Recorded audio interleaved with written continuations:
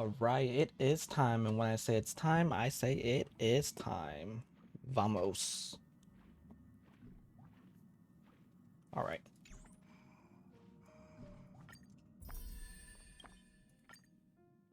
Back to Dan Hong.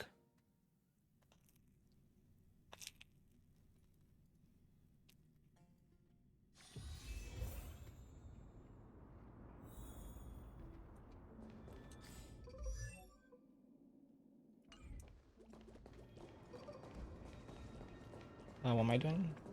Oh, there it is.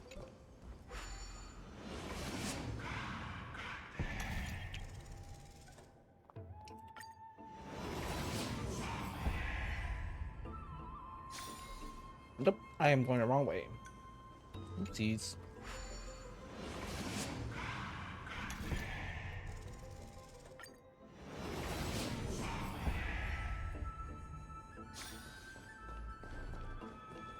Oh, okay, I do go down Bridge Spreader. Okay, cool.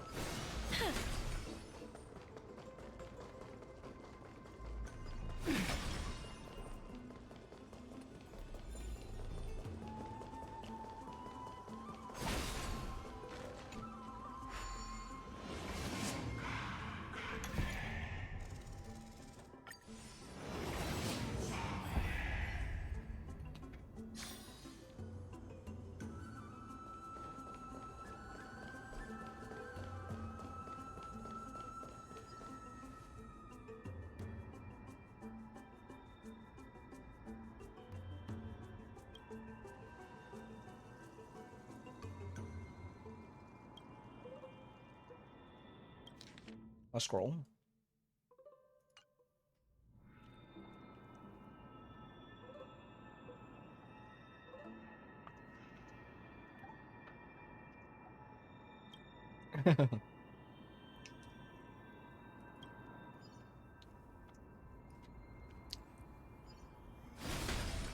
Run. We have 3 different plots going on. One with Alexa, one with Dan Hong, and another one with TB.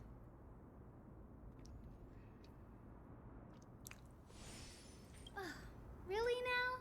This is way more trouble than I could have asked for. Huh. Or you could sit back and watch. What do you mean?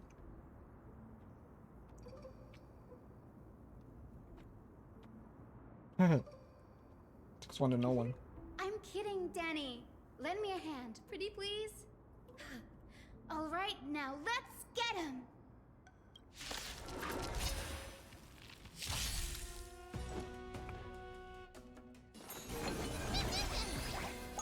Deliver more. Step up, let's see it.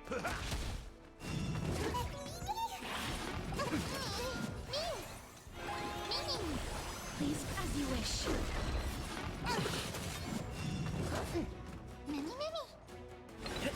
Holy shit, I'm dying. Is it coming? I don't know what's playing. Let me go! That's all you got? How's this taste? Slice like it, my friends. Indulge yourself. Embrace a new life.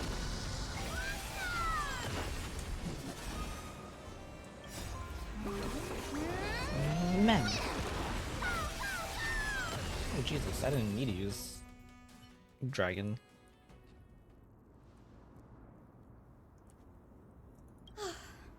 The Black Tide is remarkably quick to detect the light of Amphorius. So or rather, anyway, never mind that for now. Here, you might want to have a look at this. I found it around here and thought it might be of interest to you.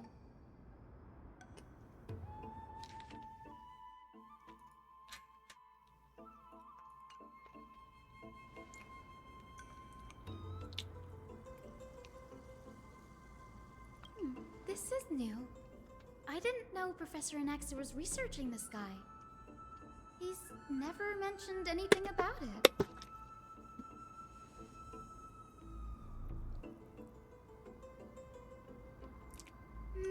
Might is an understatement.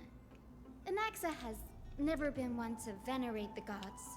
nor has he ever found it within himself to put any faith in the prophecy. People have come to think of him as a heretic, even in a place as liberal as the Grove. Yet, it is also this very blasphemer that Cersei favors. Fate sure works in mysterious ways.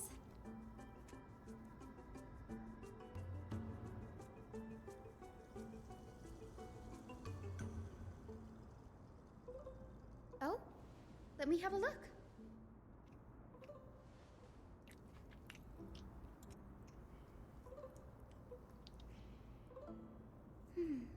By the looks of them, these scrolls are records of two conversations that took place in the same setting, one after the other.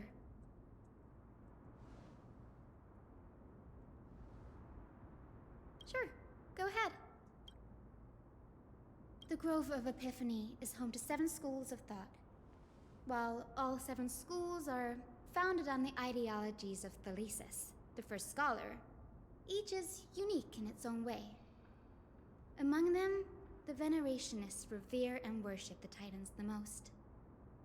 As the sage of the Venerationists, Euthyphro has always been at loggerheads with Anaxa. If we were to place the 7 sages on the scales of Talanton, Anaxa and Euthyphro would be placed on opposite sides to achieve balance.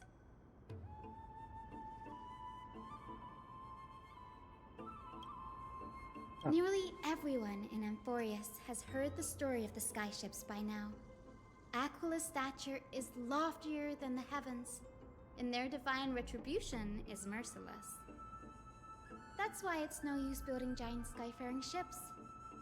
Oh, but I do wonder if a supercharged mini Treevy cannon could slip past their watch.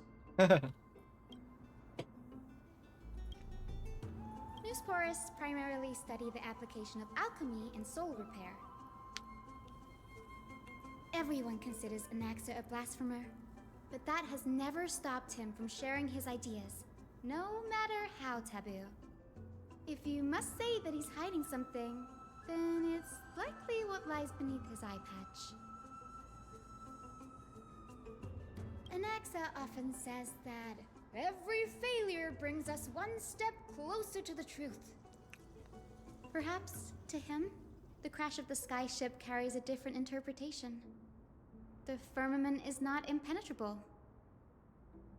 On the contrary, it was precisely because the skyship represented the first step toward breaking free. It's a shame that the majority of the Grove's research on Aquila was headed by the Venerationists, with sacrificial rituals making up a predominant part of their findings. Discourse about more esoteric subject matter it's because it's Sky Titan in relation to Aquila subtitle. Okay. dwindled even further after the skyship incident. So much so that even this scroll is completely new to me.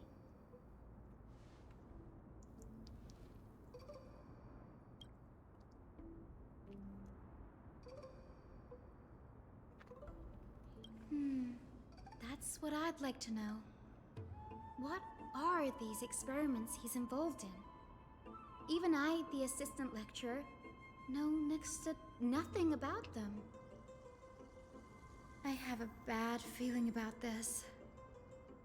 Could there be more to what happened at the Grove?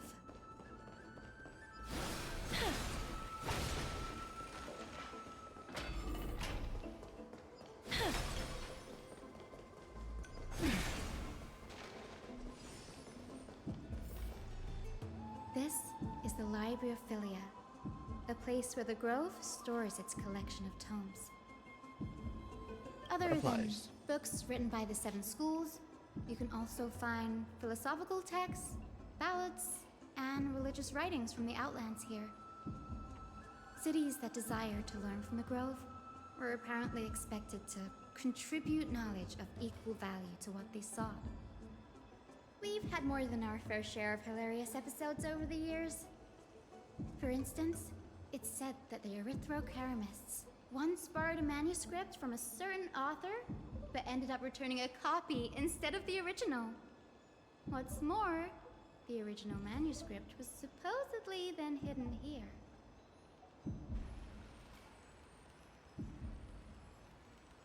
Nice? No need to hold yourself back, Danny. You can just tell it like it is. Their behavior was no different from bandits.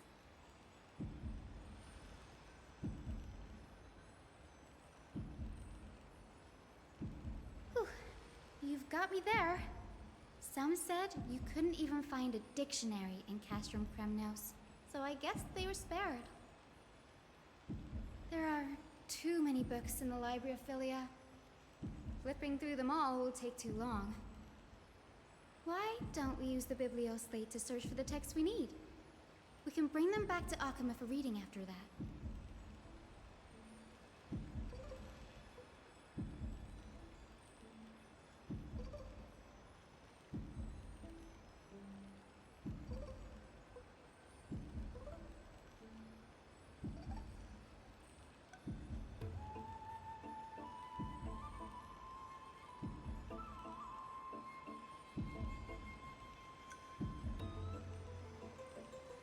Give me one moment.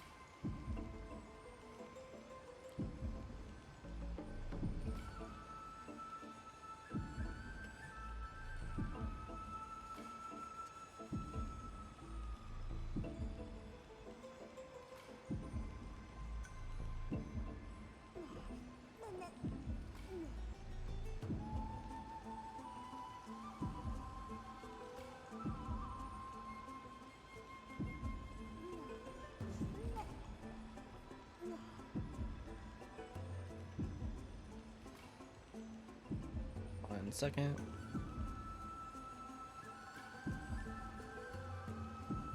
Alright, back. Oop. Go over here. Think, investigate. Complaint letters from scholars about Henex the blasphemous.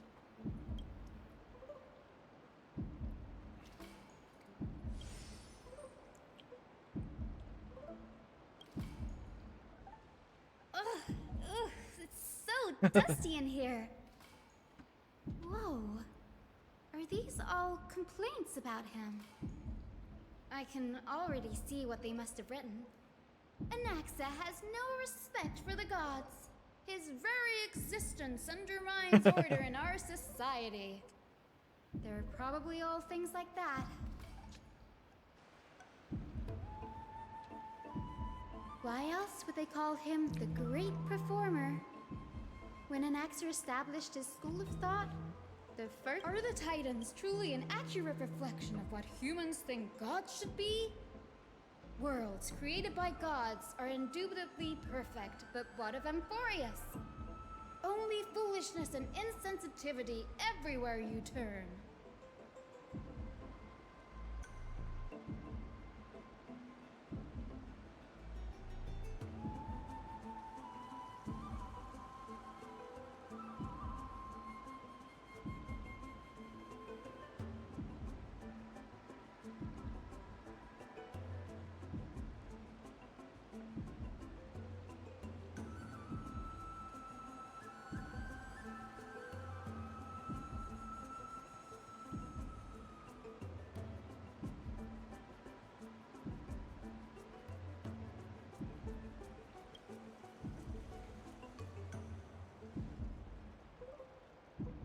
They marched him straight to the seat of judgment before he could finish. Though what he took on in the end was more of a debate than an actual trial. He had to address every one of the scholar's allegations, or face expulsion from the Grove.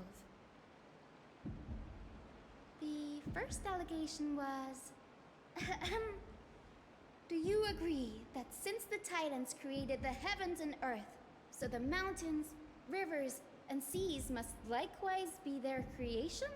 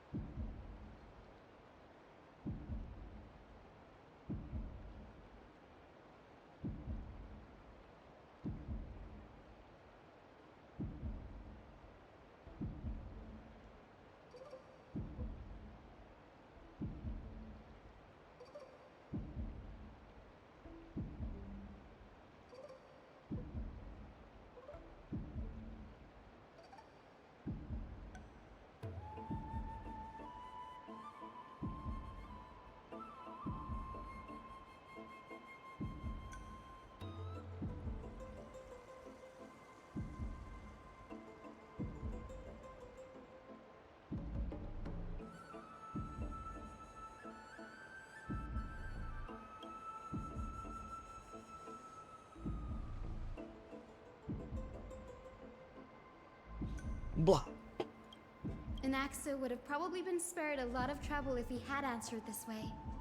Instead, he quoted past instances of the Flame Chase journey and posited that humans have the potential to take over the divinity of Titans. Needless to say, his critics didn't take kindly to his answer, so they followed up with a second allegation. Huh? You claim to be studying souls, yet you are, in fact, defiling them and committing acts condemned by the gods. Do you admit it? Anaxa always wears an eye patch, never removing it, even when alone. Some say he used one of his eyes as an alchemical ingredient. Every being in the world owes their safekeeping to Kifili, and this is even more so for the Chrysos heirs who have divine blood coursing through them. If he has really done something of that nature, then it'd indeed be sacrilegious. Thankfully, they had no way to prove it, so it amounted to nothing more than an allegation in the end. One by one, Anaxa engaged in wars of words against those who would challenge him. Toward the end, a scholar asked him, "Anaxagoras, have you any respect for the gods?" It was only after a brief silence that he answered, "I have never denied that Titans are meant to be noble constructs."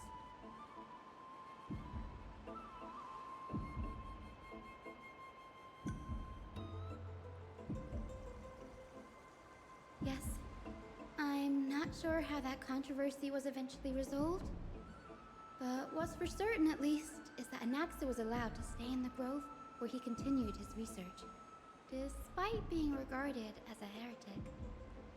By the way, this stack of complaint letters has reminded me of a place in the grove.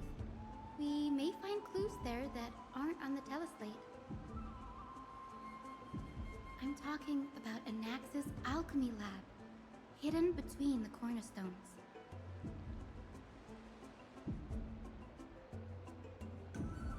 It's a well-kept secret. Among the 7 sages, excluding the nominal chief sage, each has a private sanctuary where they can conduct research undisturbed in their free time.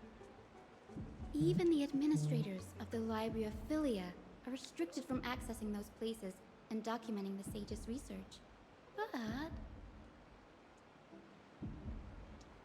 with the grove in this state, I'm sure Anaxa won't be mad even if we sneak into the lab for a short while, right? True. Fine, I don't longer get to hear the heart beating. Go, go, go, go, go, go, go.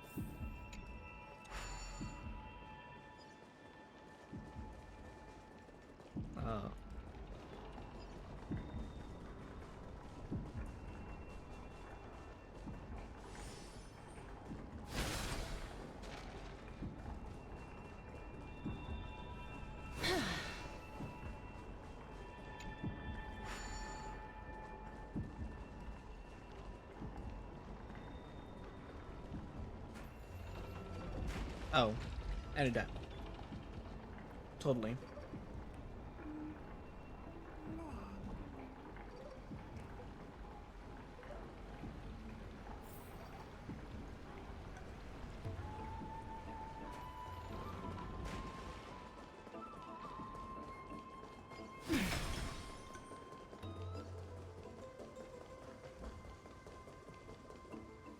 This is the place, but where is everything?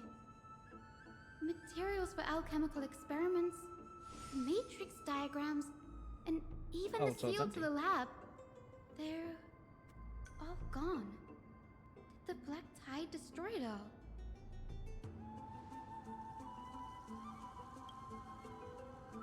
No, not even close. Not only are alchemy experiments high-risk activities, but Professor Anaxa also has a penchant for using bizarre materials. Students often saw him walk in looking right as rain, but come out covered in soot with his hair singed. Naturally, no one dared to come near this place. Huh? That bookshelf over there seems to be the only thing still intact.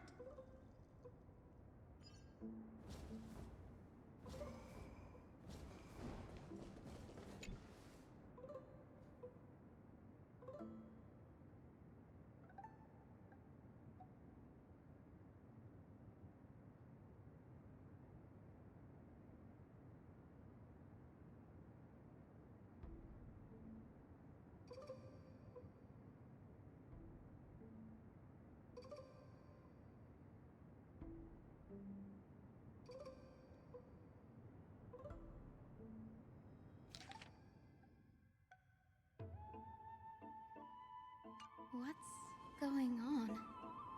Anaxa is conducting research on our friends in Alchema and... me?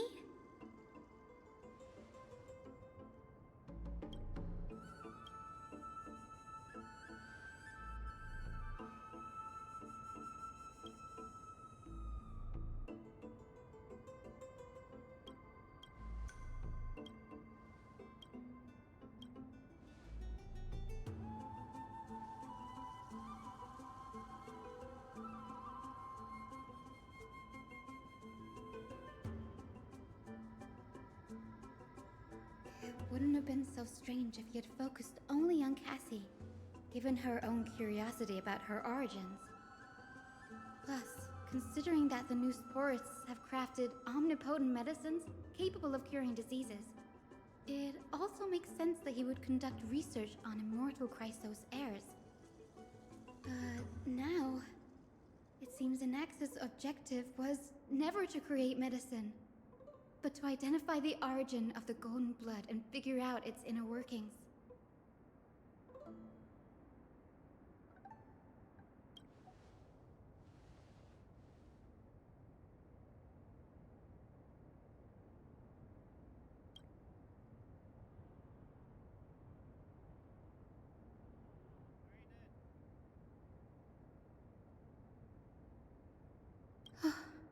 Danny, look at this. I have a bad feeling about this.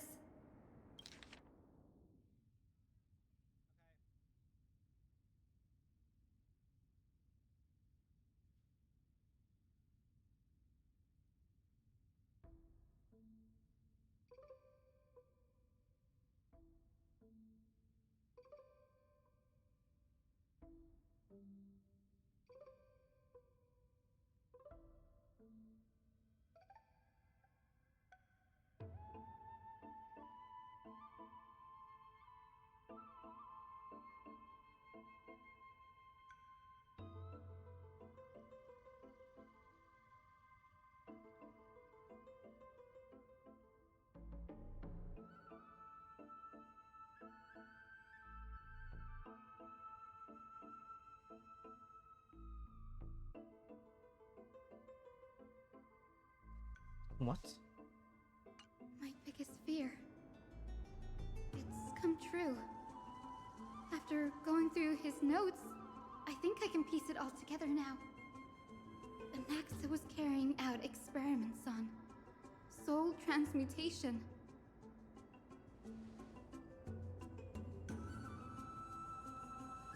Huh. Yes, this is what he was secretly conducting research on. Something he had to keep hidden from others. Compared to his public speeches, this is the real blasphemy. Oh, I just thought of something. Do you remember when the Black Tide was approaching? The Grove had planned to send Cersei's core flame to a safe place. But an accident happened along the way, and Anaxa lost his life in the process?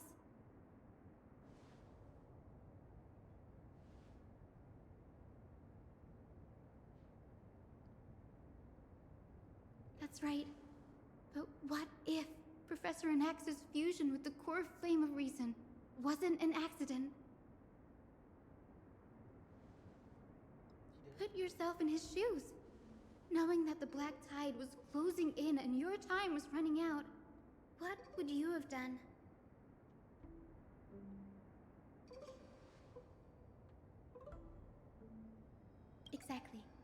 When the Black Tide came, the true reason Anaxa headed to the Luminary Throne was to transmute and fuse himself with the Titan's core flame.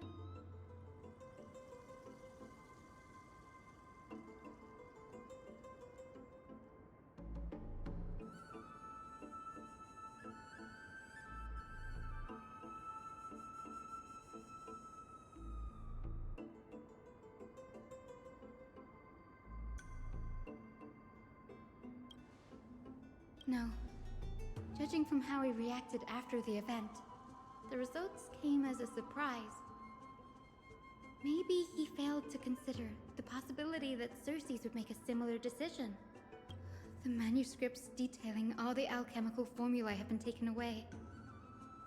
His research is still ongoing.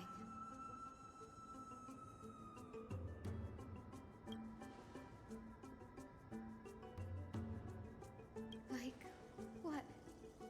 There's only one Titan left in the world now. No. No way.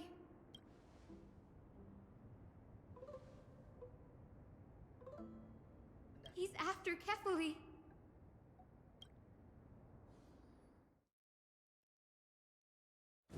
Sir, this sky above us, it's not real, is it? Of course not. This is just an image from a projection device used for educational purposes. A simple trick. The day-night cycle has been lost to this world, so that students like you may still learn about the night sky. Astronomers have harnessed the Titan's miraculous power to manipulate the light, projecting the nights of the past here for you. Much like how the sky above the Holy City is also illuminated by Kefali's dawn device. So, the skies of Akama are fake too. You mustn't conclude that, Anaxa. You should know that only a child would expose a trick and be proud of it. Often people know more than they let on. They simply choose to feign ignorance because they have no other choice. Then they're just deluding themselves. People believe in Kefali's tale of Genesis, accepting wholesale whatever the priests preach. But we're different. We've already walked out of the firelit cave of ignorance. We have already realized that we live in a world where Titans make the rules. Even when we look at the sky, we're only seeing what they allow us to see. Rather than gazing at this mockery of a night sky fabricated by them for the rest of my life, why shouldn't I be the one to take control of the projection device instead? So much time has passed since you sowed the seeds of doubt in my heart, child. Many a night, I find myself penning down all my theories and wild ideas, only to burn them to ashes when I open my eyes in the day. Why? Because we'll face death by burning if word gets out? As a sage of the Venerationists, my soul has already become inextricably linked to the great tree. Every word I say and every move I make is certain to influence every leaf, every branch, even the tree itself. But above all else, my days are numbered. Instinctively, I have my doubts about the golden blood and the human soul, yet I have no means of verifying them. The golden blood in my veins is woefully thin, and I am loath to waste what little time I have left obsessing over a hypothesis that cannot even be proven in the first place. But I can, sir. I can do it for us. The time is right. Give me all that I need, and I shall accomplish this grand feat on your behalf.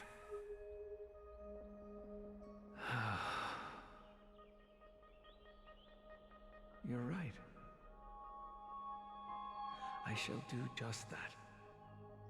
In the next meeting of the sages, I will spare no efforts fighting for the rights you deserve.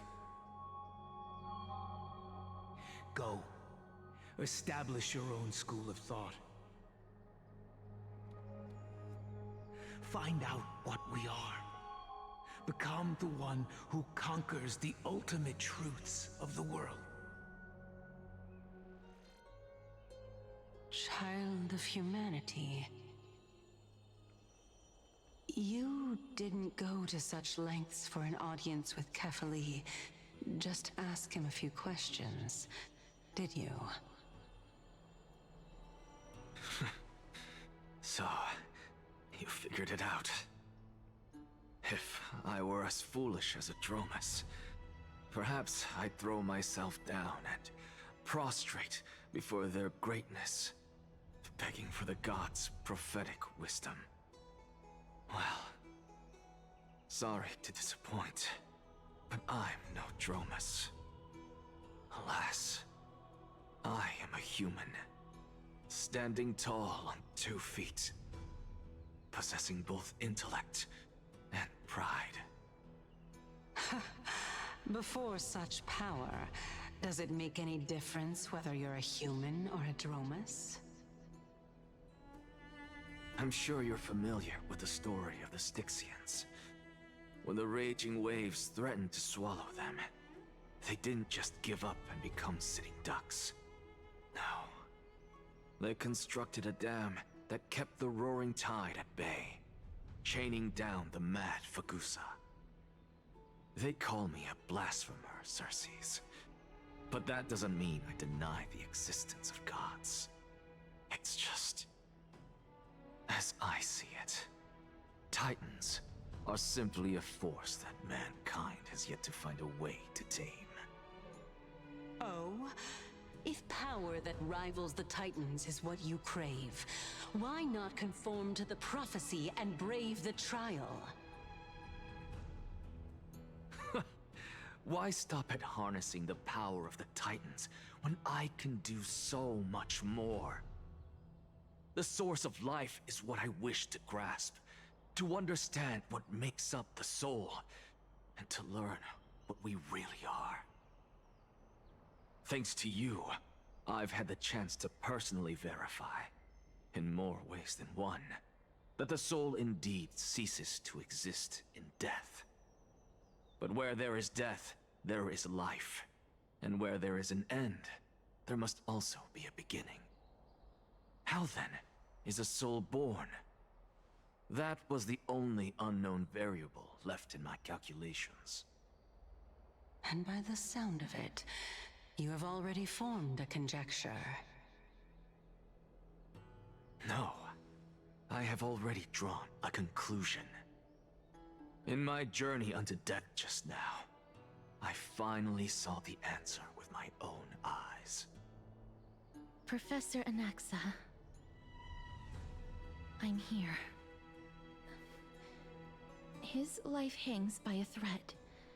I must ask you to refrain from taking any unnecessary steps. Of course. I'll bring this True. to a conclusive end, and give you the answer you so desire. However, in accordance with the principle of equivalent exchange, I must also demand from you what I need. As you wish. Don't you care to know what the price might be?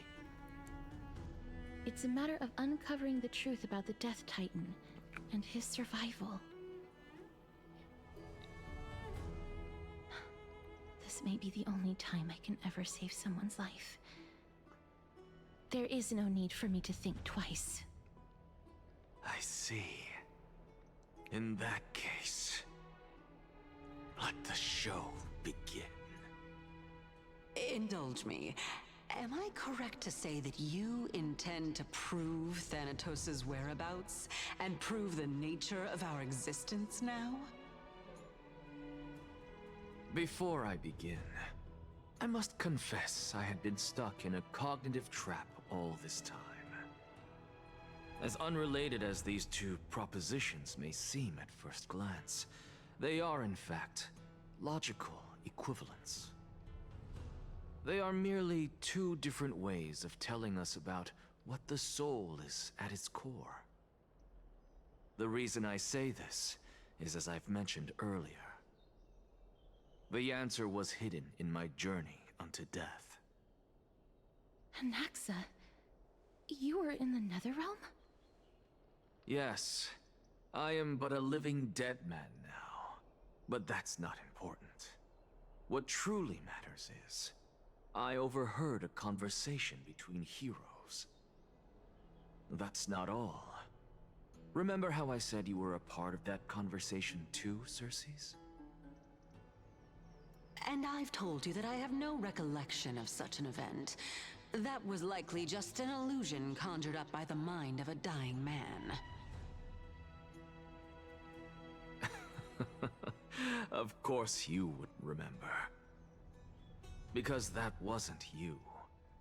That was Calypso, one of the 7 sages of the Grove. Calypso?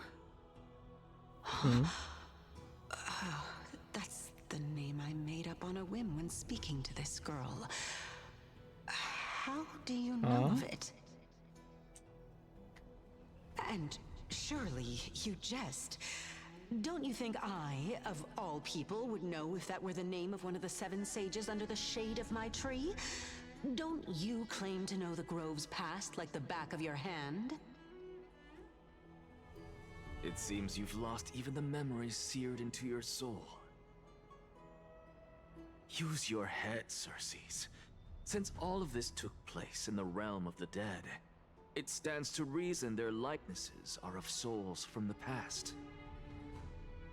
The living cannot step foot into that world, so who could they be? Think about Calypso. Why does she share your likeness? Yet you have no idea who she is. The answer is evident, is it not? Those fallen heroes are the mortal incarnations of the Titans before their ascensions to godhood. The gods aren't master creators born out of thin air, and they are no different from humans, because they all evolved from... Wait, Titans are like evolvers of humans? Like Aeons?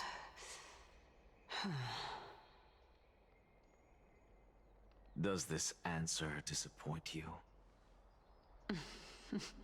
Yes, because you've answered nothing. If I truly was once human, as you claim, then where do the children of humanity come from? Even on the off chance that you speak the truth, this brings us no closer to grasping Thanatos' whereabouts. How are we to find them? I knew you would say that. But it matters not. I know what I'm doing. Actually, why don't we have this supreme being standing before us tell us everything? You can revive a Titan? Humans cannot return from the dead. Neither can gods. But all we need to do is look at this from a different perspective, and the problem will resolve itself. The solution is simple. Just like what you did to me. If I'm reborn as Kefali, I can rebuild the world and all within it as they once did. Simple, is it not?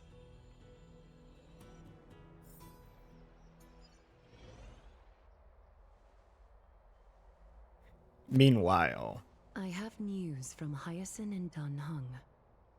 Anaxa might be trying to do something with Kefali's divine body. Kefali? But what could Anaxa want? Is the Council of Elders going to sit around and let such a sacrilegious act unfold? That is not possible.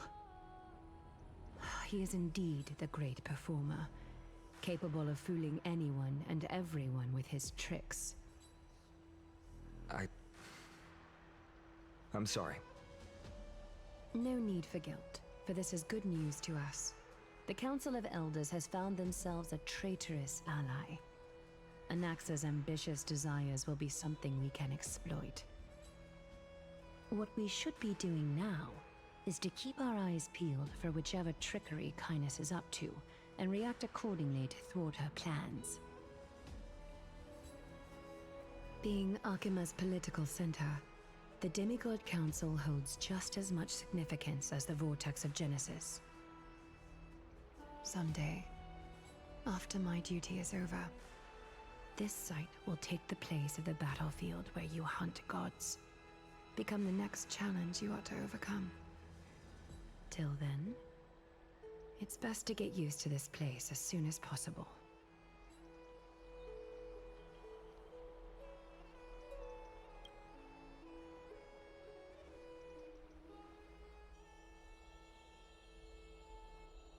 Goodbye, Aggie. Preposterous!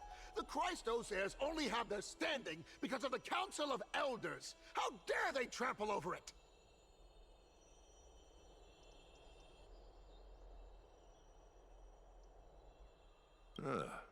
It's been a while. What is that supposed to mean? Is this really the sort of person that the young lord praised as a ferocious warrior? It has indeed been some time, Lord Crateros. What brings you here in such haste? Shh, keep it down. Be more vigilant. See those duplicitous dogs over there? They do the dirty work for Kindness. I've already ordered my people to hold them back, but we should still lay low. Unless you're itching for a bloody fight to get a workout in. My bad. So, did something happen? Did you hear thunderclaps last night?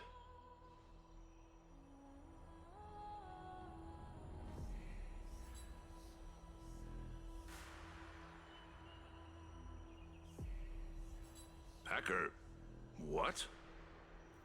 He's been through a lot lately, please pardon him. Can you tell us more about these thunderclaps? Thunderclaps are beacon signals of strife. They are a message from the young lord. He threw a spear bearing several words at Akama. Watch out. The Flame Reaver is back. I guessed as much.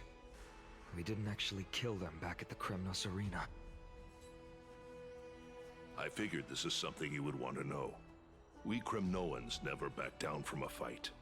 So if you plan to take that thing down in a battle, reach out to me anytime. You have my gratitude. I will let Aglaya know about this right away. Remind her to be on her toes while you're at it. That vicious Kindness has been unusually active lately.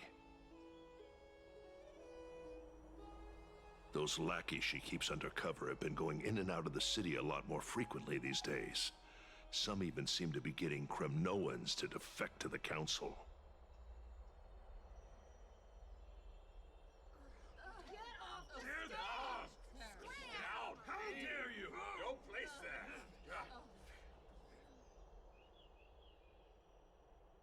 That's her.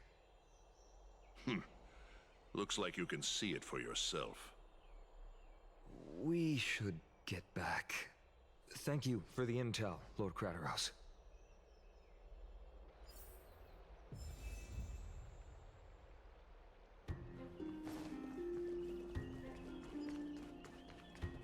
By Catholic into Lenten above, as the Theoros, I have observed.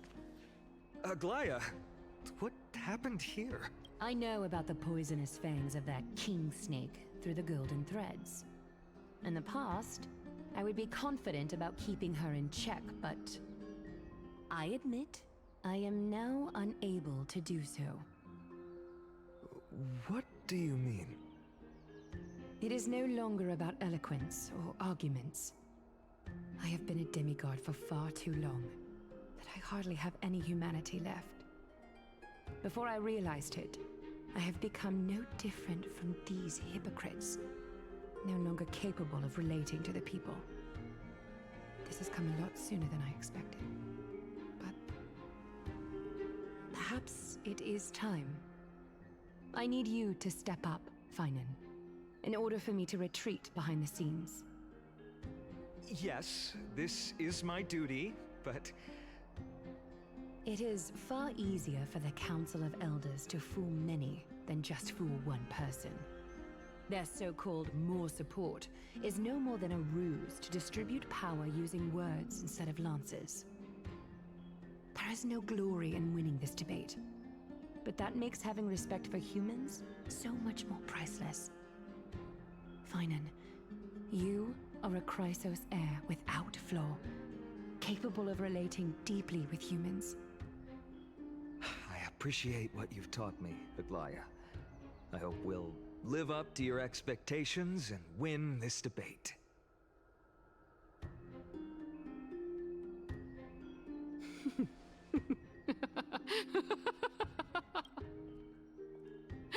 Oh, you've done well, Lord Goodness. Callictus. Let me take over and personally close this debate for today. Hello, SV. Aglaya did nothing wrong. I understand why people are hating her. She did Dearest nothing wrong. Or counselors, they just let it be known that I maybe sorely they just miss don't the like blissful times beautiful portrayed in women. lyrical poems. I agree. Back then, Amphorius was home to nearly 1,000 cities, each with their own local faith, while gods walked the earth and shared close bonds with humans. Yet, in the present, people from all over are forced to leave their homeland to seek refuge in the holy city, where they hope to rest under Kephali's protection. All of us have long been in the same boat with no way out of this plight. We didn't have a choice in the past, but now the Council of Elders brings to the table a new possibility. All I have left is one question for you. Would you rather strive toward the unheard of Era Nova, or return to the prosperous Era Chrysia of our past? Make your choice. Now, which of the two would lead mortals to an ideal future?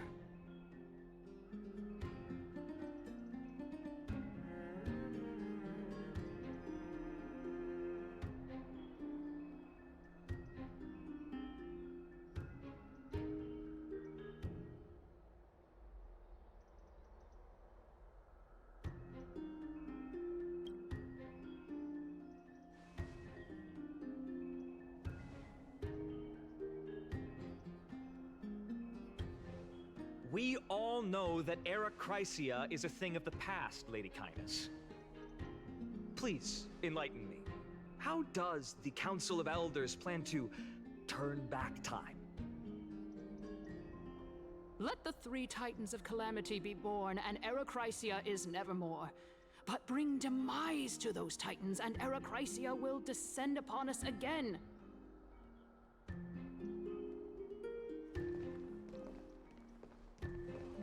Know that the Council of Elders is never one to make empty promises. Look at who we have on our side. Anaxagoras, one of the Grove's 7 sages, and Castorus, Idonia's goddess of death. With the help of these two heroes, I can promise all of you that Era Chrysia will exist once more. Aren't they Chrysos heirs? They're supporting the Council of Elders instead? It's clear from the start that these heroes do not get along well in their group. All the more proof that Aglaya isn't fit to speak on behalf of every Chrysos heir. I am in favor of Era Chrysia. Era Chrysia! Era Chrysia!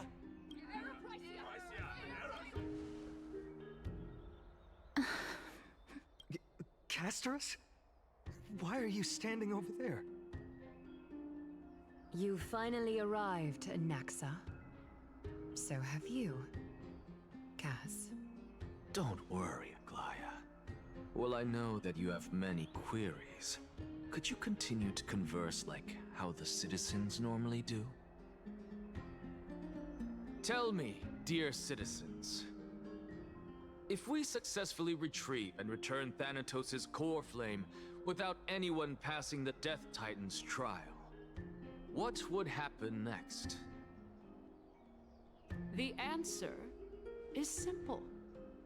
We will have a chance to rid the world of death and bring Amphorius back to an era when all beings live forever.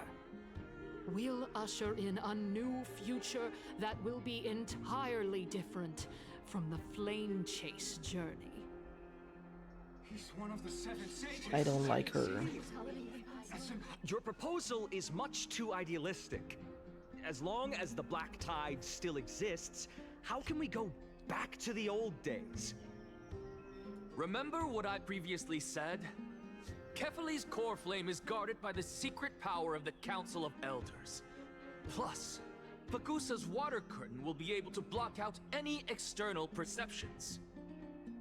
Tell me, dear citizens, have any of you ever seen even a glimpse of the threat that this person is talking about anywhere within the walls of this majestic holy city?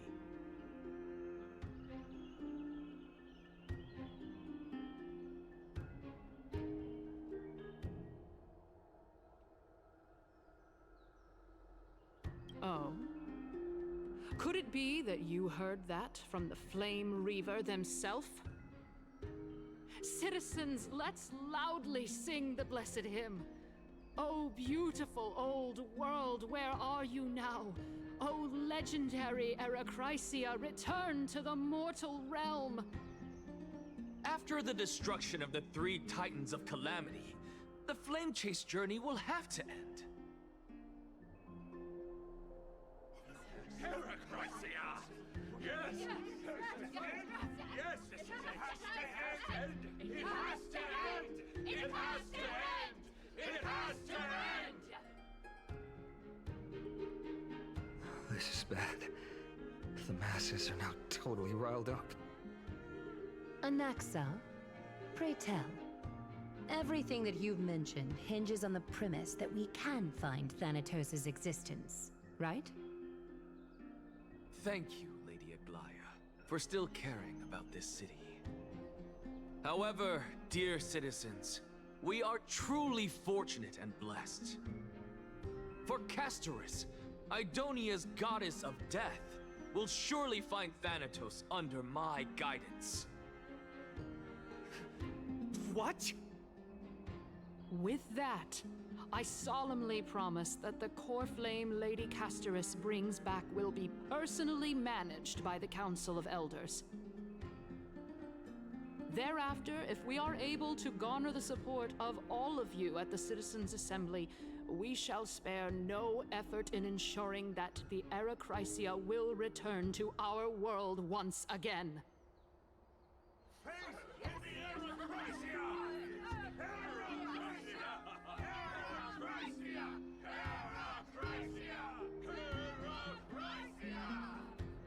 Nope. Nope, nope, nope, nope, With nope, nope, the nope, nope, nope. balance shattered, the result is clear. up. By Kefali and Talentin above, as the Theoros I have observed. Akama has chosen her destiny. The issue up for discussion at this Citizens' Assembly shall be modified to the suspension of the Flame Chase journey. This resolution shall be put up on the Wall of Heroes, such that all citizens are aware of the city's way forward.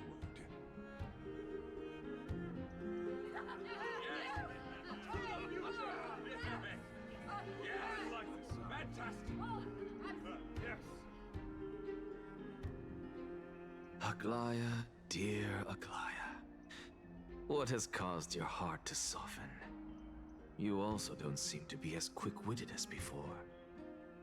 Wag your tongue as much as you like. Since the Flame Chase journey has been preordained by the prophecy, our failure has never been on the cards.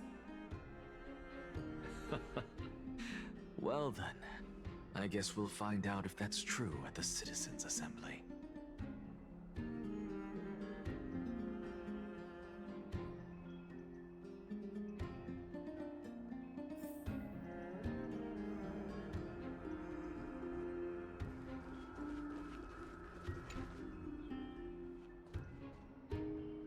Well, it seems that when I sent you to look for Anaxa, I unintentionally facilitated your partnership with him instead.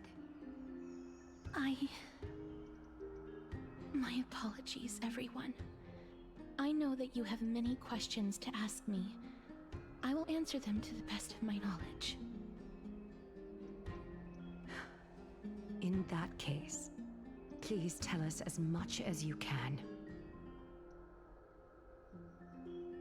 In actuality, he showed me a past that was both long and heavy. The reason I say this is as I've mentioned earlier. The answer was hidden in my journey unto death. Anaxa, you were in the Netherrealm? Yes, I am but a living dead man now. But that's not important. What truly matters is, I overheard a conversation between heroes.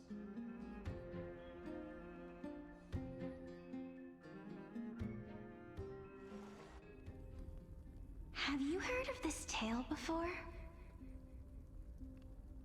A tale about the ocean god's treasured pearl, our hometown. Dixia? It was a seaside town which enjoyed the ocean breeze and glorious, peaceful times, thanks to the wisdom of its ruling queen. Until one day, an evil dragon descended upon the town.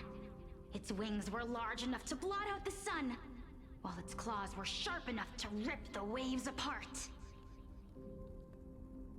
It barged into the tall tower and devoured the queen's beloved daughter. It even settled itself in her bedroom, like a tyrant king. The queen assembled 300 warriors who managed to subdue the evil dragon by chaining it up. However, when the queen slit open the dragon's belly, she realized that the princess had long since been digested, and all that was left of her was a pile of bones. Devastated, the queen wept for several days. It was then that a devious, smooth-talking scholar arrived at the palace and suggested that the princess could be revived through the use of dragon bone and dragon blood. That liar called this process the secret art of alchemy. The princess was reborn! The queen was overjoyed, blissfully unaware that the evil dragon's soul still lurked within the princess's body. As revenge, the evil dragon swallowed the poor queen, the glib liar, the courageous warriors, and all of the town's innocent civilians in a single gulp. Worse still, the souls of the deceased were refused entry to the Netherrealm because they were filled with regret. Forced to roam the mortal realm, these resentful souls ultimately converged into a river of souls that would not retreat for a long time. The terrifying death had consumed all. Thereafter, our hometown fell into ruin as well. Until...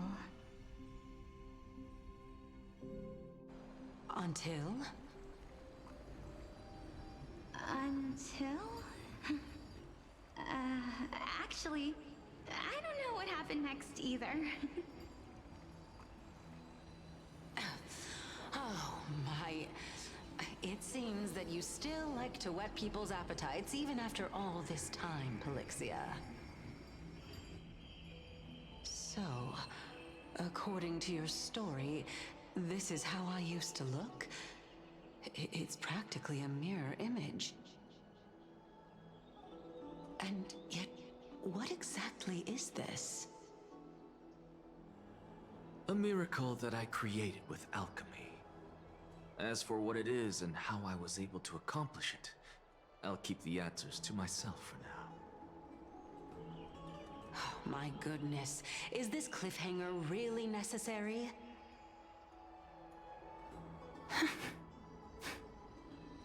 Quiet, Titan. Continue to enjoy this splendid play, and the truth will naturally reveal itself. Dragon, huh? I've heard this legend before. In that case, what do you think of it? I think that this so-called alchemy was a tenuous analogy added to the story by future generations.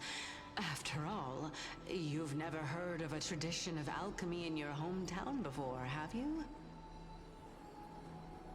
Indeed. Before I left home to pursue my education, I never even knew that anybody was looking into this area of study. Therefore, we can just treat this tale as a fable told to young children. A fable, you say? If so, what moral is it trying to impart to the kids? I guess it might be the concept of equivalent exchange? Oh? I thought the moral might be closer to something like honor the dead. Huh. What? At a loss for words? No, I merely realized that we're both thinking of the same principle. If life is priceless, then there is hardly anything else in this world that is of equal weight to it, right? Indeed. As expected of the wisest scholar in the land. You flatter me. Why don't I ask you a question as well, as a form of equivalent exchange? Of course. What is your question? If I imparted my knowledge of the art of alchemy to you, would you use it to resurrect someone you loved? What? What kind of strange question is this? I got it. You're just trying to get me to tell you whether I like anyone, right? Let's just leave it at that. That was rude of me. Yes, I would. Oh? Death is inevitable. In the days to come, I'm certain that someone whom I cherish deeply will leave me for good. If such a mighty power really existed, I think I would use it without hesitation. After all, you, me, and the rest will all have to face that fateful moment eventually.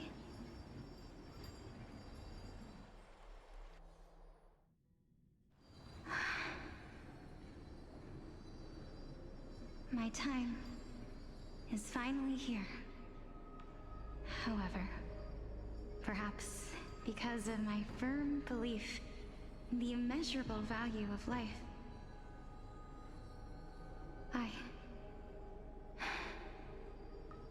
I am unable to complete the trial.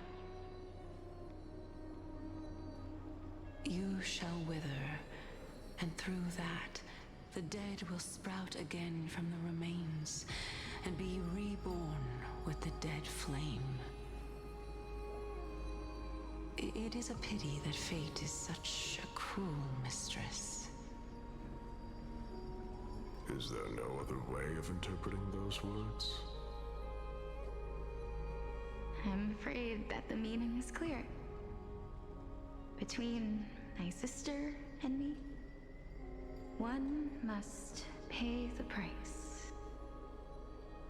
Our trial can only be completed when the one chosen sacrifices her life.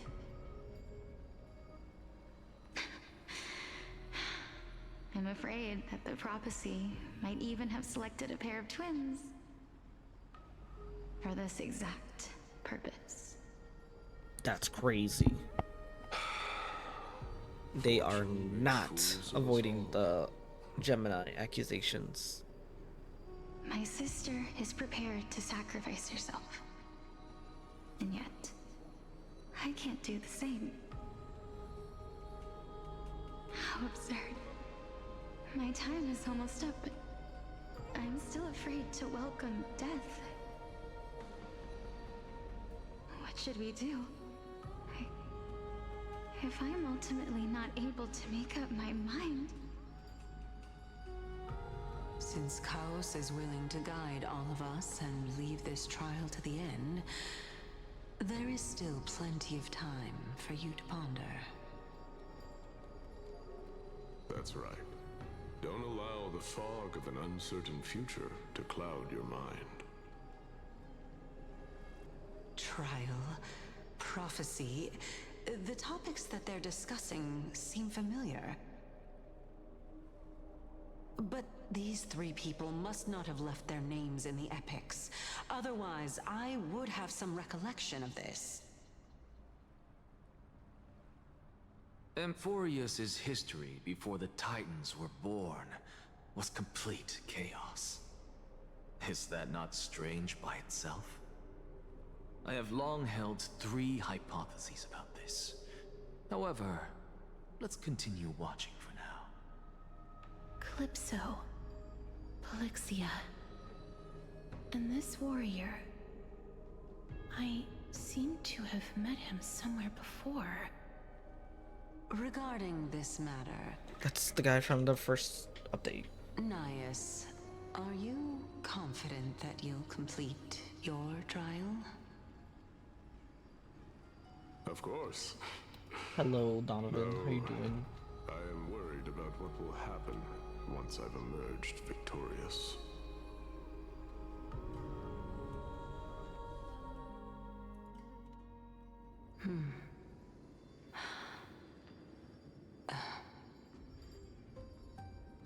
Looks like you have made up your mind. Yes, this is the safest course of action.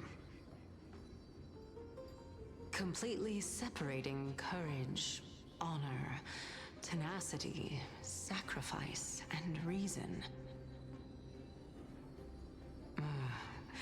You really know how to make things difficult.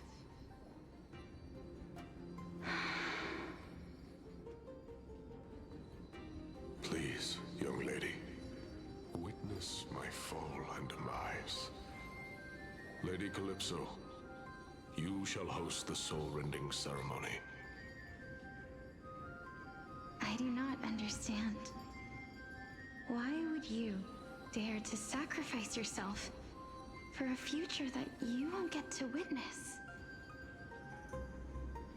Because this is our destiny. The power that resides within me is so intense that I will one day be engulfed by it. Furthermore, a valorous death before glorious return has always been the path I chose to walk. A journey I began long ago. If your sister or Chaos were in my position, I believe they would make the same choice as well.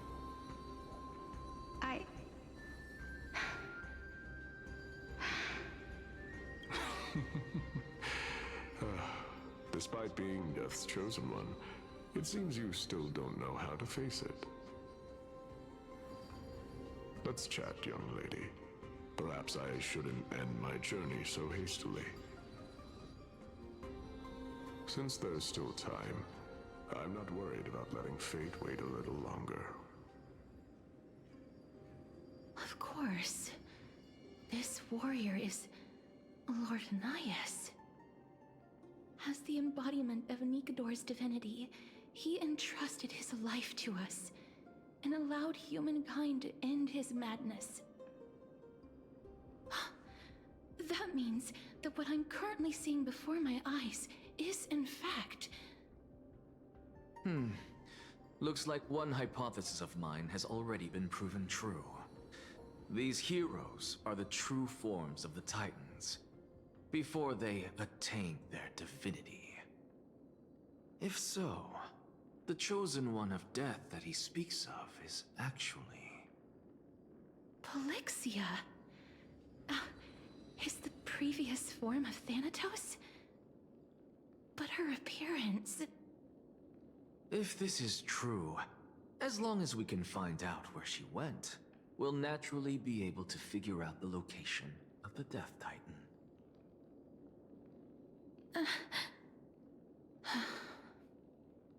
But before that, we first need to witness what ultimately happened to Lord Anaias.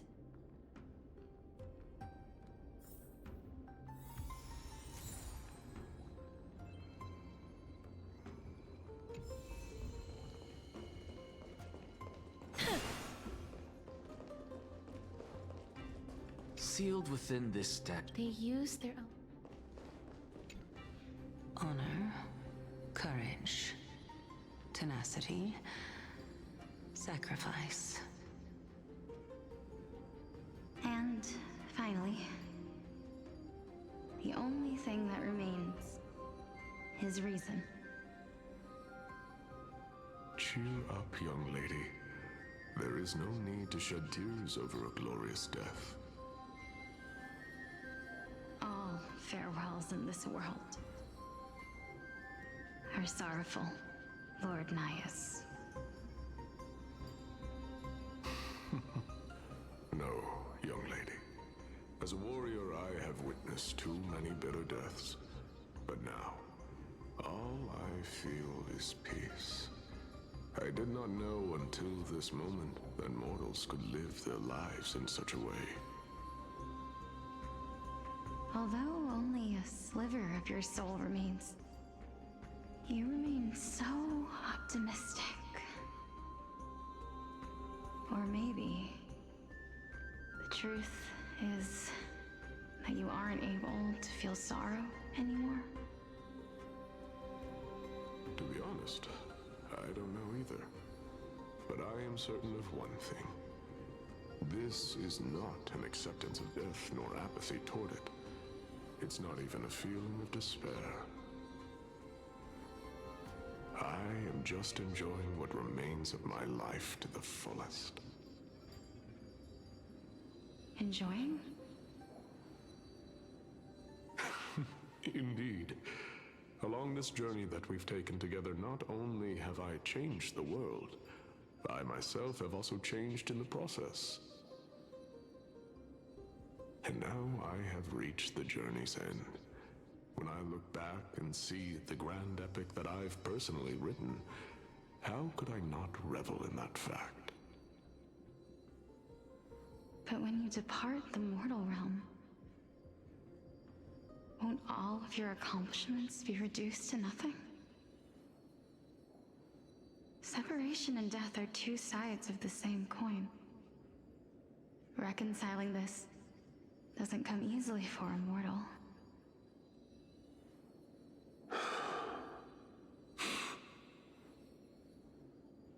Finally, let me recount to you a story of mine, young lady.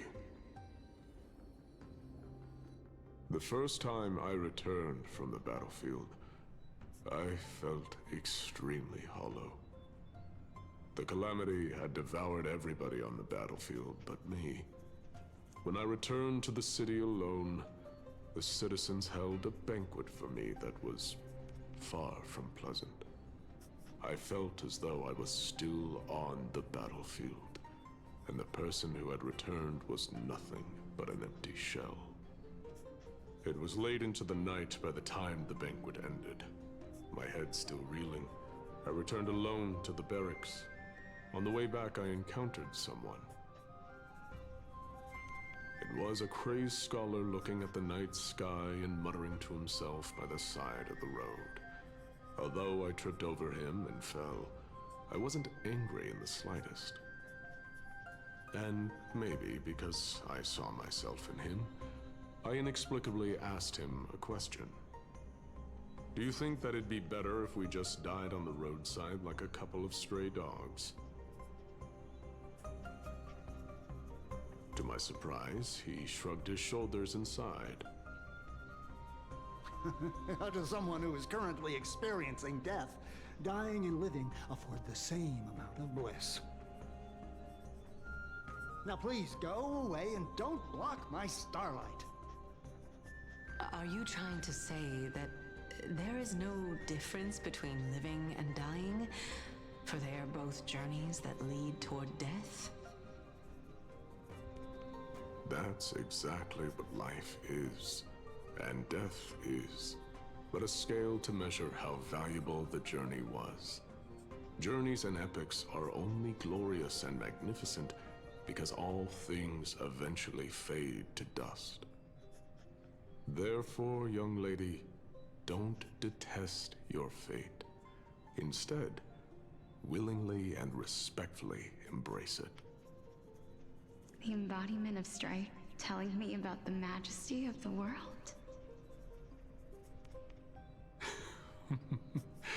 Indeed. I believe that when the fated moment eventually arrives, you will be able to understand my words. It is time for me to knock on death's door. I will set up a long table at the end of the road and humbly await your arrival. When that moment finally comes, let us drink and be merry then. I always respect that guy. I knew this day would eventually come.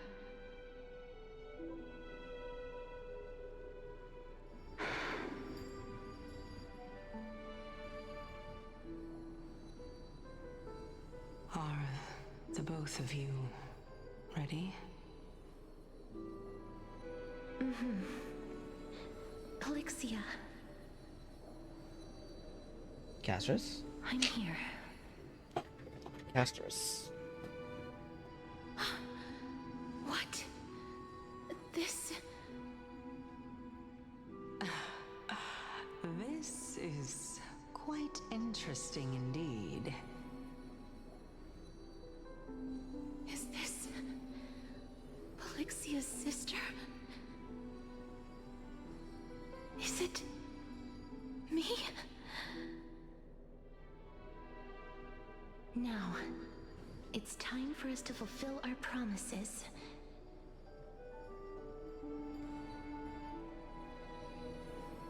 Are you afraid?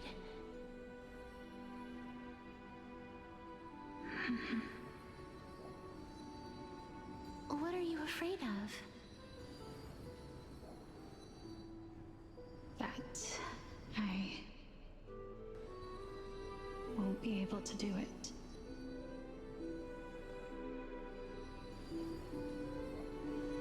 You shall wither, and through that, the dead will sprout again from the remains, and be reborn with the dead flame. As foretold in the prophecy, and according to our vows, once it all ends, we must face our fated moment head-on. Even if it was prophesized, do we have no say in the matter? It's so unfair. Why are we the only ones who are forced into mutual destruction? Let me do it, sister. Let me be death's sacrifice. I was never long for this world anyway. But you're different. I was the one who wasted your life after all.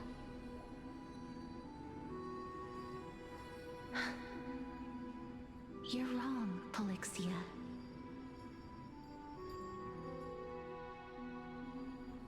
I don't think that my life was wasted. the opposite. When I finally arrived at this destination and looked back at the journey I took, I discovered that flowers had long since bloomed along the path I walked. It was you who sowed the seeds for this sea of flowers, one that is more beautiful than the promised land at the end of the world. Besides, I have lived a fulfilling life. Even though I was fated for sacrifice, none of the things that I've experienced will dissipate. Instead, they'll forever live on as memories inside your head. Will they not? How could my memories of you ever compare to the actual you? Well then, tell me.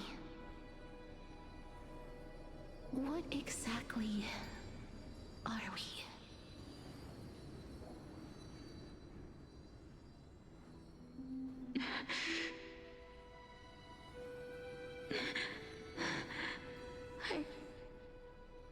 I don't know. I don't know either. But regardless of what the answer is, regardless of how we're shaped by others, or even by this world, ever since we were born, the fact that we existed was predestined, and nothing could erase it. This is why I will always, always be by your side.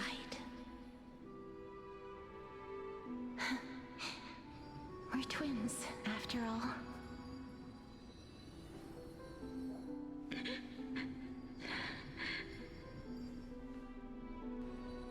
All right, my dear Polixia.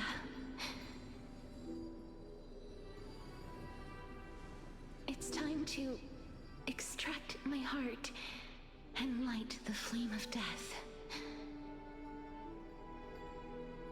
After that, use it to plant the first bud in the prophesied new world.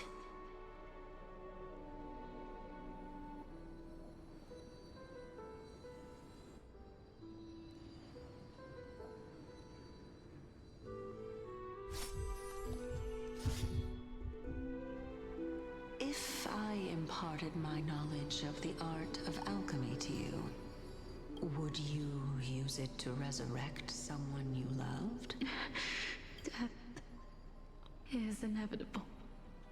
It's just like, okay, In this from the the beginning. days to come, I am certain that someone whom I cherish deeply will leave me for good.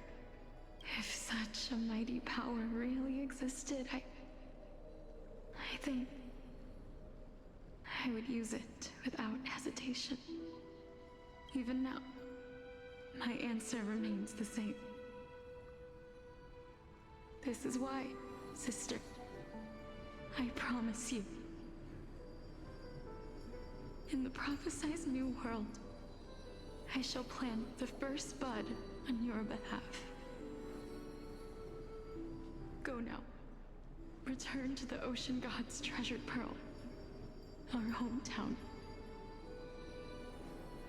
I shall open wide the entrance to the Netherrealm and grant you a second life. The living beings on this earth shall respond to my call and lead you to the sacred daylight. Remember, do not look back on the land of the dead, and do not stop moving. In the new world promised by the prophecy, march toward your new life. As for the price of our equivalent exchange, let me be the one to pay it.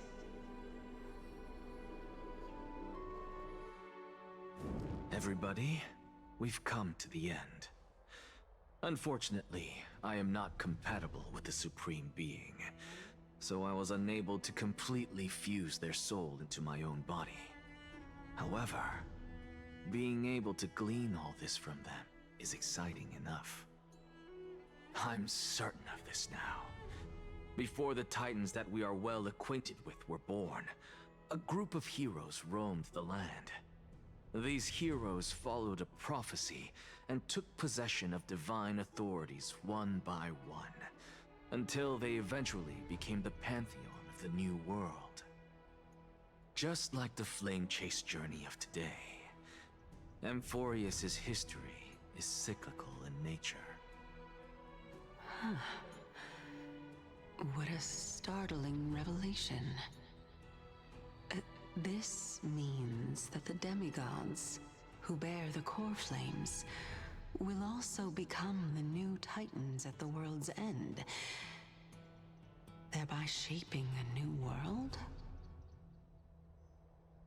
I believe that this is the truth behind the Era Nova, as mentioned in the prophecy. This is utterly unbelievable. Besides, those twins in the past, even if they really are Thanatos, their whereabouts are still unknown even today. Are their whereabouts truly unknown? Didn't Polixia mention that seaside town, the birthplace of alchemy in the tale of the dragon? In our world, there exists a city which perfectly matches that description. Styxia. But the people there worship Vagusa and bear no relation to Thanatos. I have also never been to that place, as in the time of Idonia, it had long turned into underwater ruins. Take this. This is... the Nusporist masterpiece, the Philosopher's Stone. It was made by transmuting all of the sages' wisdom into a single entity, with their flesh and blood as its foundation. Remember, I've mentioned before that the art of alchemy is all about conversion, tempering, and ascension. This process also applies to the pursuit of truth. Regardless of how unbelievable this sounds, the truths of the world have been refined from the impurities. Think about the story of the dragon. This stone will lead you to your real hometown, allowing you to reform the door to the Netherrealm and discover Thanatos' fate. You still look as confident in your victory as ever. But what if your conjecture is wrong?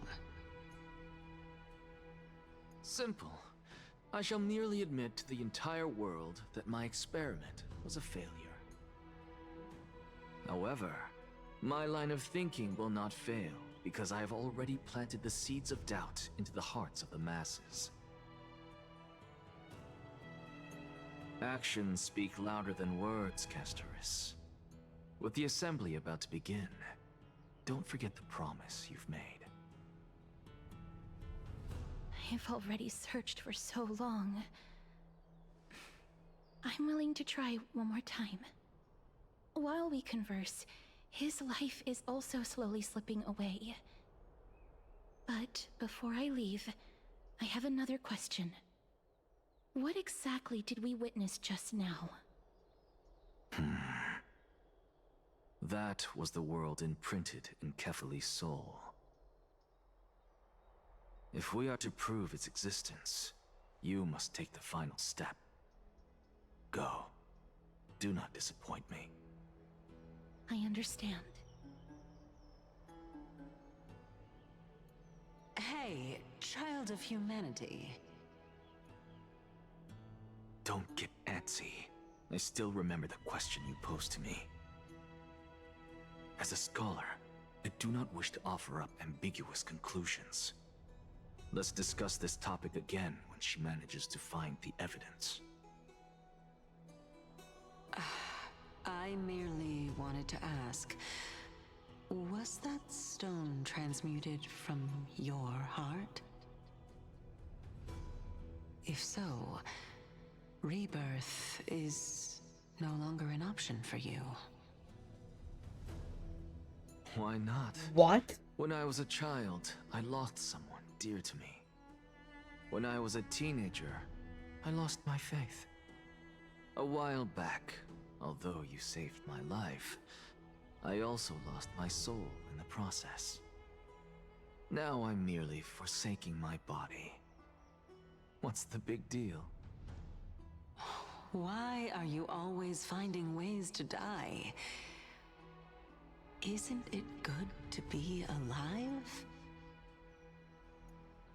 This is but a necessary sacrifice on my path to transform into the purest of them all. Can someone who's dead even claim to be the purest of them all?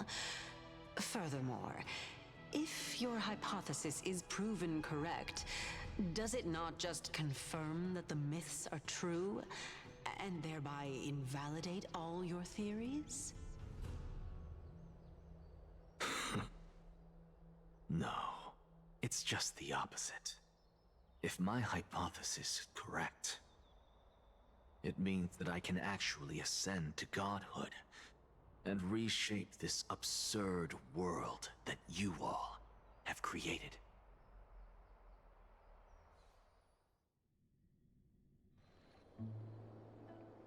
Meanwhile, a lot to take in at once.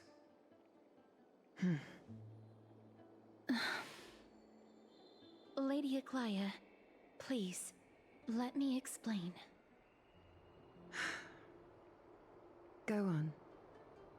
You know that the core flame of death has always been the greatest unknown regarding the Era Nova, which is why both you and Kindness desire to gain the power to control that core flame in the approaching Citizens' Assembly. Professor Anaxa has come to a consensus with Kindness. They want to suspend the trial once Thanatos' core flame is reclaimed, hoping thus to eradicate death from this world. If they're successful, then the flame chase journey will cease, and Akama can enjoy everlasting peace. But I know this runs counter to your wishes. So long as we do not usher in Era Nova, the Black Tide will never be eradicated. Even with Lord Mighty on the front line, and the Black Tide not posing an immediate risk, the danger nevertheless remains. Honestly, it's difficult for me to assess the pros and cons in this decision. But someone must bring the core flame before we can begin negotiations over it. The Titan could be very near. I cannot let this chance slip by. Besides, someone has to make this trip to bring back Mr. Soul. Well said. You already had every reason to seek an audience with Thanatos. It's that great performer who has weaponized your wishes and placed us in this difficult situation. A world without death. Do you desire that too? If fate dictates that my path must oppose yours, I will do all I can to resist it and protect what I aspire to achieve. Lord Mighty showed me that without taking the first step, all talk of what follows is moot.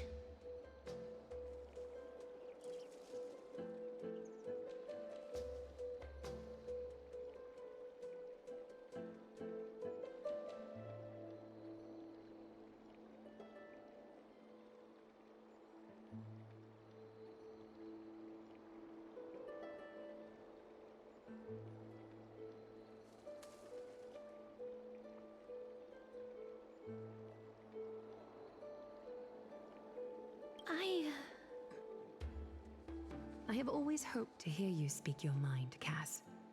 And I am glad to have heard your true thoughts. Styxia. I visited that place in the past. Though it is now an island surrounded by the river of Soul's torrents, it's not hard to see its former splendor. Go. I will not stand in your way. As for you, you are someone who has cheated death. I believe you have more than enough reason to make the trip with Casterus and meet the god of death himself. Casterus, I too look forward to your journey. I wonder what kinds of new interpretations your completed story will bring to the Flame Chase journey. Thank you, Lady Aklaya. I hate to put a damper on this heartwarming moment, but if Styxia is now an island surrounded by the River of Souls torrents, then how do we find a way in? Lady Treby is probably... The answer is quite simple. In the myths, Zagreus once made the domain of the dead their treasure vault. That is to say, they could enter and leave the Nether Realm as they pleased. And if they could do that, then it follows that the demigod who inherited their divinity must be capable of the same. I'll see you at Memorial Palace at Action Hour tomorrow. Cypher shall be your guide to finding that ancient city.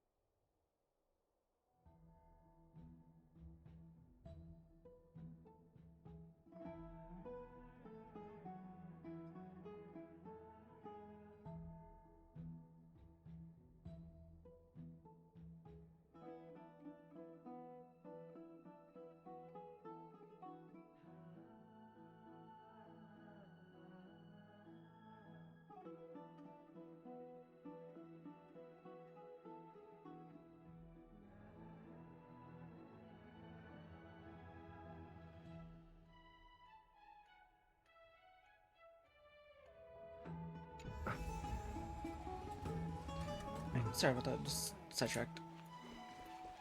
I'm gonna call from here and get ready for tomorrow. No, we're gonna speedrun. Do everything. Hey, friend! Is the debate finally over? Did you Yes. No.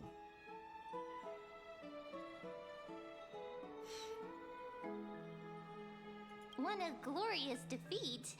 You sure know how to I'll look just on watch the the bright cutscene ahead. side. Well, moving on. I was hard at work even while you were at the debate. I borrowed a mountain of books from Cass to see if I could find a way to solve your problem. Let's see. I still have... only 32 books to go. Jesus. Really? Oh, that's fantastic news. I knew it. Hard work always pays off. Especially if you're as diligent as Mem. I feel like a huge burden has finally been lifted off my shoulders. Why are my eyelids so heavy all of a sudden?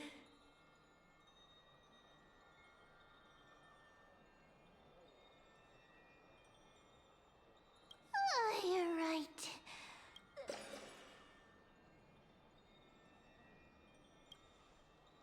Good night, Mem. Good night, Okama. Oh.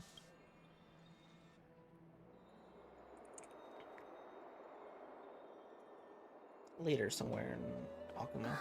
Cass? Treby. What a surprise. Lady Treby. Is something troubling you? I just wanted to speak to Lady Trian for a bit before I set off. No matter how breathtakingly beautiful Styxia once was, the place is now the domain of the departed. There is no telling what we'll encounter there. I don't want to have any regrets. Has anyone told you that your eyes are sparkling today? Is that a figure of speech? In the past, when you did smile once in a while, all of us could see that your heart remained troubled even as you smiled.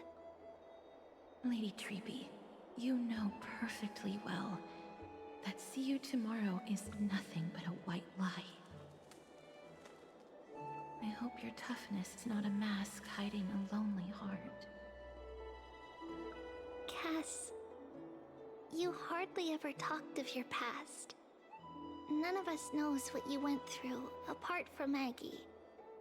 But we know it must have been filled with pain and hardships, as it is the fate every Chrysosaur is destined to live out.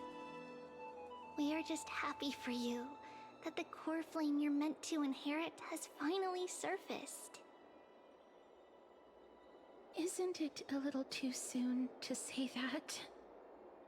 But you already know where tomorrow is, don't you? There is no need to rely on anyone else. Just give it your all and leave no regrets. We have always believed that your embrace is just as warm as everyone else's. Because we embrace others to comfort them. And Cass, you're the kindest Chrysosaur we know. Thank you, Lady Treeby. This feeling... it's hard to put into words. I suddenly found myself with so many wishes. So much I want to accomplish before setting off. Then go do it, Cass. Trian was actually working on a surprise gift for you. It's a pity she didn't get to finish it. But now Trinan and I are working on it, and we'll make sure to give it to you. So, let's meet back here when you return from Styxia. Safe travels. See you tomorrow!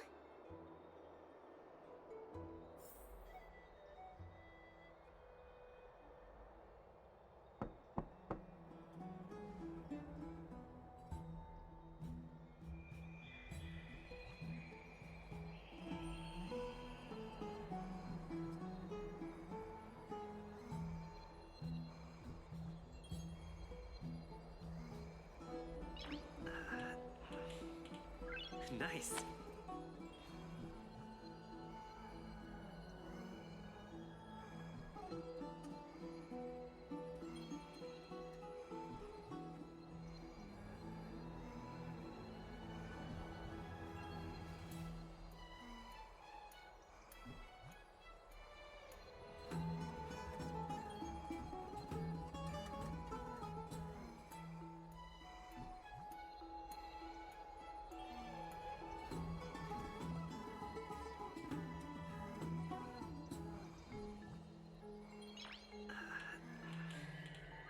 Nice.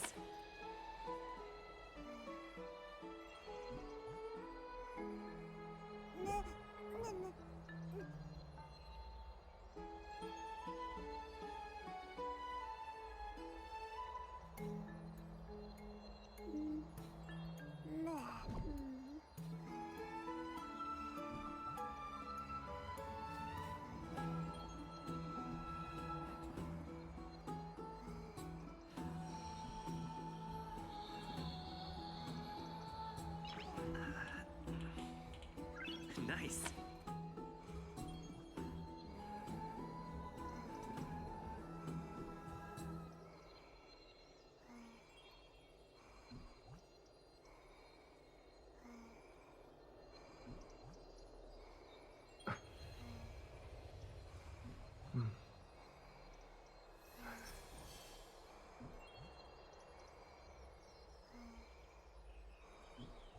Alright. That was it for now. It's me. Thanks for your patience. And I'll see you tomorrow.